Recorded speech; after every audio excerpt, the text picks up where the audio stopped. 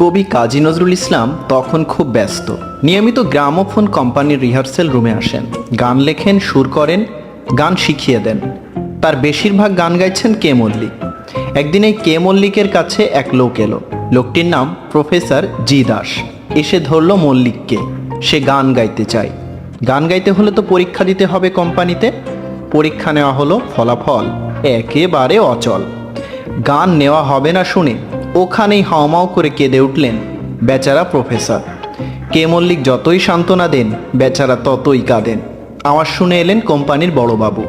তিনি সব শুনে প্রফেসরকে বললেন, আপনার গলা এখনও ঠিক হয়নি, সুর তাললয় ঠিক থাকছে না, কদিন পর আসুন, দেখা যাক কি হয়। প্রফেসর লোকটি তখন বড়বাবুর কাছে কয়েকজনের নামে বিচার দিলেন, যারা তাকে ফুসলিয়ে মিষ্টি খেয়ে নিয়েছে তার কাছ থেকে। ওরা নাকি তাকে এও বলেছে যে তোমার গলা ভালো হলেও কে মল্লিক হিংসে করে তোমাকে গান গাইতে দিবে না।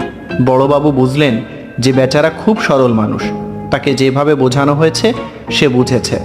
প্রফেসরের কান্না আর থামছে না। এমন সময় রুমে ঢুকলেন কাজী নজরুল। কী ব্যাপার বলে তিনি মনোযোগী হলেন কান্নাকাটির কারণ জানতে। বড়বাবু আর কে মল্লিক তাকে সব খুলে বললেন। কবি তখন বললেন, বেচারা থেকে রেকর্ডের আশ্বাস দিয়ে যখন মিষ্টি খাওয়া হয়েছে, অতএব তার একটা গান রেকর্ড করতেই হবে। কে মল্লিক বললেন, আরে কাজীদা, কি বলছেন আপনি? দেখছেন না লোকটা একজন পাগল? কবি উত্তর দিলেন, আরে মল্লিক, আমরা বাঙালিরাও কিন্তু কম হুজোগে নই, দেশটাই হুজোগে। এই বলে কবি প্রফেসরের দিকে তাকিয়ে বললেন, শোনো, তুমি কাল এসো, তোমাকে শিখিয়ে আমি রেকর্ড করিয়ে নিব। কবি নজরুল বলে কথা, মল্লিক আর বড়বাবু তাকে ভালো করেই জানেন। কাজেই সবাই পরবর্তী কাণ্ড তামাশা দেখার অপেক্ষায় রইলেন। কবি গান রেকর্ডের সব ব্যবস্থা করলেন। গান লেখা হলো। কবি প্রফেসরকে বললেন যে এই গানের কথা যেন কেউ জানতে না পারে। যখন গান বাজারে আসবে তখনই শোনা যাবে প্রথম। রেকর্ডের সব ঠিকঠাক করে কবি বললেন, আচ্ছা এবার গান ধরো।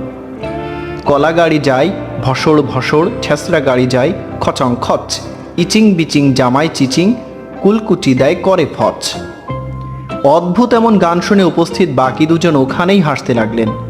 কবির কাণ্ড দেখে তারা ততক্ষণে খেই হারিয়ে ফেলেছেন। পরের দিন আরেক জোড়া লিখে আনলেন কবি। এবার অপর পিঠে রেকর্ড করালেন। মরি হাই হাই কুজার কি রূপের বাহার দেখো, তার চিত করলে হয় যে ডোঙা, উপুর করলে হয় সাঁকো, হরি ঘোষের 4 নম্বর খুঁটো, মরি হাই হাই। এই গানে প্রফেসরকে যে চতুষ্পদ বানানো হচ্ছে তা কেউ টের পেলেন না। খুব উৎসাহে প্রফেসর রিহার্সেল করতে থাকলো। রেকর্ডিং ম্যানেজারকেও জানানো হলো না কি গান তাকে দিয়ে রেকর্ড হচ্ছে। চরম গোপনে গান দুটো রেকর্ড হলো। তারপর বাজারে ছাড়া হলো। বাজারে প্রকাশিত হওয়ার 2-1 দিন পর কবি মল্লিককে ডেকে বললেন, একটু দেখে আসুন তো বাজার থেকে কেমন বিক্রি হচ্ছে গান দুটো। বাজারে খোঁজ নিয়ে এসে মল্লিক হাসতে হাসতে বললেন কবিকে, কাজীদা, খুব বিক্রি হচ্ছে অদ্ভুত গান দুটো, ক্রেতারা কিনছে আর গাইছে, কলা গাড়ি যায় ভসড় ভসড়। কোম্পানির ম্যানেজার তো দারুণ খুশি। বড়বাবুকে ডেকে বললেন, তুমি তো বলেছিলে লোকটি পাগল, ওর গান তো বেশ সেল হচ্ছে, আরও 2-1টা গান নাও না ওর গলায়। মল্লিক সাহেব দৌড়ে গিয়ে কাজীকে কর্তার প্রস্তাব জানালেন। কবি হাসতে হাসতে বললেন, মল্লিক সাহেব, এবার কিন্তু গালাগাল খেতে হবে, হুজোগে দেশে এসব একবারই চলে। বলেই আবার জোরে হাসিতে ফেটে পড়লেন কাজী নজরুল ইসলাম। একবার কবি নজরুল গিয়েছেন সিরাজগঞ্জে আসাদুল্লাহ সিরাজির বাসায়। খাওয়া দাওয়ার পর সবাইকে দই দেওয়া হলো, কিন্তু সেই দই আবার বেজায় টক হয়ে গিয়েছিল। তাকে নজরুল ইসলাম আসাদুল্লাহর দিকে তাকিয়ে চোখ মুখে অদ্ভুত ভঙ্গি করে বললেন, তুমি কি এই দই তেঁতুল গাছ থেকে পেড়ে নিয়ে এলে নাকি? কবির এক বন্ধু ছিল শৈলেন নাম। কবি তার কাছ থেকে কেবল চা খেতেন, আর প্রতিদিন শৈলানির কাছ থেকে চা খাওয়ার জন্য নিত্য নতুন ফন্দি আঁটতেন। আর কোনো ফন্দি ফিকির না পেয়ে তিনি শৈলেনের কাছে গিয়ে বললেন, তুমি তো অনেক টাকা পাবে আমার কাছে, হিসেব করে রেখো, আপাতত 2 পেয়ালা চা দাও। শৈলেন তো অবাক, এ আবার কেমন কথা? অনেক টাকা পাওয়ার সঙ্গে 2 পেয়ালা মানে 2 কাপ চায়ের কি সম্পর্ক? তিনি চোখ কপালে তুলে জিজ্ঞেস করলেন, 2 পেয়ালা কেন? কবি বললেন, আরে 1,00,000 পেয়ালা চা না খেলে টাকা হয় না, 1,00,000 পেয়ালা হতে আমার এখনও 2 পেয়ালা বাকি আছে। খ্যাতিমান সাহিত্যিক বুদ্ধদেব বসু নজরুল ইসলাম সম্পর্কে লিখেছেন, নজরুল ছিলেন একাই 100, চওড়া মজবুত জোরালো তার শরীর, লাল ছিটে লাগা বড় বড় মদির তার চোখ, মনোহর মুখশ্রী, লম্বা ঝাঁকড়া চুল, তার প্রাণের ফুর্তির মতোই অবাধ্য। গায়ে হলদে কিংবা কমলা রঙের পাঞ্জাবি এবং তার উপর কমলা কিংবা হলদে রঙের চাদর, দুটোই খদ্দরের। কেউ জিজ্ঞেস করেছিল, আপনি রঙিন জামা পরেন কেন? সভায় অনেক লোকের মধ্যে যাতে চট করে চোখ পড়ে তাই বলে ভাঙা ভাঙা গলায় হো হো করে হেসে উঠেছেন তিনি। কথার চেয়ে বেশি তার হাসি, হাসির চেয়ে বেশি তার গান। একটা হারমোনিয়াম এবং যথেষ্ট পরিমাণ চা এবং অনেকগুলো পান দিয়ে বসিয়ে দিতে পারলে সব ভুলে 5-6-7 ঘন্টা এক নাগাড়ে গান করতেন আমাদের কবি। আমাদের কবি সাহেব যে ঘরে আড্ডা জমাতেন সেই ঘরে আর কেউ ঘড়ির দিকে তাকাতো না। অসামান্য প্রতিভাবান কবি নজরুল ইসলাম যখন ইসলামী হামদ, নাত, গজল শুরু করলেন, তখনকার একটি ঘটনা। শিল্পী আব্বাস উদ্দিন একদিন অনেক খোঁজাখুঁজি করে কবি নজরুল ইসলামকে না পেয়ে তার বাসায় চলে গেলেন। বাসায় গিয়ে দেখলেন নজরুল ইসলাম গভীর মনোযোগ দিয়ে কী যেন লিখছেন। কবি সাহেব ইশারায় আব্বাস উদ্দিনকে বসতে বললেন। আব্বাস উদ্দিন অনেকক্ষণ বসে থাকার পর জোহরের নামাজের সময় হলে তিনি উসখুস করতে লাগলেন। নজরুল বললেন, কি তাড়া আছে, যেতে হবে? আব্বাস উদ্দিন বললেন, ঠিক তাড়া নেই, তবে আমার জোহরের নামাজ পড়তে হবে, আর এসেছি একটা ইসলামিক গজল নেবার জন্য। গজল না নিয়ে আজ যাওয়া হচ্ছে না। নজরুল ইসলামকে যেহেতু বাউন্ডালে স্বভাবের কারণে পাওয়া যেত না, তাই সবাই তার কাছ থেকে এভাবেই লেখা আদায় করত। নামাজ পড়ার কথা শুনে নজরুল ইসলাম তাড়াতাড়ি একটি পরিষ্কার চাদর তার ঘরের আলমারি থেকে বের করে বিছিয়ে দিলেন। এরপর আব্বাস উদ্দিন যথারীতি জোহরের নামাজ শেষ করার সঙ্গে সঙ্গে নজরুল তার হাতে একটি কাগজ ধরিয়ে দিয়ে বললেন, এই নাও তোমার গজল। এই গজলটিই হলো সেই বিখ্যাত গজল, হে নামাজি আমার ঘরে নামাজ পড়ো আজ, দিলাম তোমার চরণ তলে হৃদয় যায় নামাজ। ছোটদের জন্য পাঠ্য বই লিখতেন আকবর সাহেব। একদিন কবি সাহেবকে একটি পাণ্ডুলিপি দেখিয়ে মতামত চাইলেন।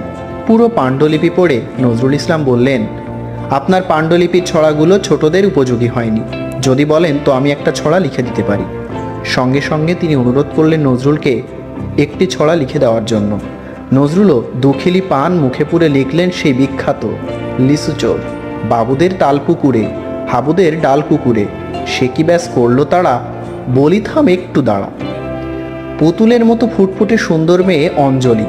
একদিন নজরুল বারান্দায় বসে আছেন, হঠাৎ তার চোখ পড়ল অঞ্জলির উপর। নজরুল দেখলেন একটা পেয়ারা গাছের নিচে দাঁড়িয়ে চোখ ঠোঁট উল্টিয়ে হাত পা নেড়ে অঞ্জলি যেন কার সঙ্গে কথা বলছে। সেই কথা আর শেষই হতে চায় না। নজরুল ভাবলেন, নিশ্চয়ই কেউ পেয়ারা গাছে উঠেছে। তার কাছে কাকতি মিনতি করে অঞ্জলি পেয়ারা চাইছেন, কিন্তু গাছের উপরে যে সে পেয়ারা দিচ্ছে না। নজরুল তো ছোটদের খুব ভালোবাসতেন, তিনি ভাবলেন অঞ্জলির হয়ে পেয়ারা চাইবেন। ছেলেটা দেয় তো ভালো, না দিলে নিজেই পেয়ারা পেড়ে দেবেন। মজার ব্যাপার হলো, অঞ্জলির সামনে গিয়ে কবি নজরুল গাছের উপরে কাউকেই দেখতে পেলেন না। তবে অঞ্জলি কথা বলছিল কার সঙ্গে? নজরুল তখন অঞ্জলিকে জিজ্ঞেস করলেন, তুমি কার সঙ্গে কথা বলছিলে? অঞ্জলি বলল, কাকাবাবু, ওই দেখো দুষ্টু কাঠবেড়ালি, রোজ রোজ দুষ্টুটা পেয়ারা খেয়ে পালিয়ে যায়, আমাকে একটাও দেয় না। কাঠবেড়ালির সঙ্গে অঞ্জলির এই মান অভিমানের ঘটনাটি নজরুলকে এতটাই চমৎকৃত করল যে এই ঘটনাকে স্মরণীয় করে রাখার জন্য লিখলেন খুকি ও কাঠবেড়ালি নামের সেই বিখ্যাত কবিতা। কাঠবেড়ালি কাঠবেড়ালি, পেয়ারা তুমি খাও, গুড়মুড়ি খাও, দুধ ভাত খাও, বাতাবি লেবু লাও। সওগাত পত্রিকা অফিসের সান্ধ্য আড্ডায় নজরুল ছিলেন মধ্যমণি, তাই তার জন্য চা নাস্তার ব্যবস্থা করে রাখা হতো। কে না জানে নজরুল চা পান একটু বেশিই খেতেন, তাই চাইলেই তিনি চিৎকার করে বলে উঠতেন, দে গরুর গা ধুইয়ে। এটা ছিল নজরুলের একটি কমিক গানের শিরোনাম। তৎকালীন হিন্দু মুসলমান সম্পর্ককে কটাক্ষ করে তিনি হাসির গান লিখেছিলেন। আনন্দ প্রকাশের জন্য নজরুল এভাবে প্রায়ই বলে উঠতেন, দে গরুর গা ধুইয়ে। একজন অবাঙালি ভদ্রলোক কবির খুব ভক্ত ছিলেন। কবিকে তিনি অনেক সময় অনেকভাবে সাহায্য করতেন। কোনো একদিন কলকাতার কবির বাড়িতে কয়েকজন অভ্যাগতর সঙ্গে কবি গল্পগুজব করছিলেন। সেই অবাঙালি ভদ্রলোকও ছিলেন।